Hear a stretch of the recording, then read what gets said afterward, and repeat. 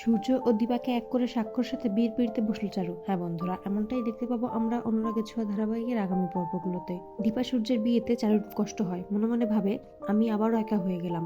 তখন সাক্ষ্য চারুর চোখের জল লক্ষ্য করে রুমাল এগিয়ে দেয়, যা দেখে চারু ভাবে তাহলে আমার পাশেও একজন আছে, আমি একা হয়ে যাইনি। আমার তো এমন একজনকেই পাশে চেয়েছিলাম যে আমাকে বুঝবে, আমাকে ভালোবাসবে। দীপা ভাবে এত শক্তি আমার সইবে। দীপা বাইরে এসে কল্পনা করে কারো চিৎকার চলছে, ভয় পেয়ে যায়। চারু এসে তখন দীপাকে সামনে নেয় আর বলে, তুমি এমন কিছুই ভেবো না, এরকম কিছুই হবে না, তোমার মনের ভুল শ্রী। দীপাকে সাথে করে এমনি সকলের উদ্দেশ্যে বলে, আমার সকলের কিছু বলার আছে। সকলের সামনে বলে, আমি বুঝতে পেরেছিলাম আমি এসএস এর মনে কখনো জায়গা করে নিতে পারবো না, কখনো আমাকে মন থেকে ভালোবাসবে না এসএস। শোনো, অভিমান করেছি রেসের ওপর, কিন্তু এখন যেহেতু সবটা ঠিক হয়ে গেছে তাই আমিও একটা সিদ্ধান্ত নিয়েছি।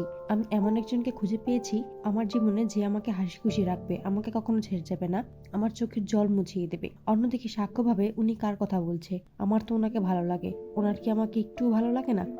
তখনই চারু বলে, সাক্ষ্যদীপ সরকার সকলে চমকে যায় এবং দীপা অভিনন্দন জানায় নতুন জীবন শুরু করার জন্য। সাক্ষ্য বলে সেও চারুকে পছন্দ করে এবং সকলকে জানায় তারা তাড়াতাড়ি বিয়ে করে ফেলবে।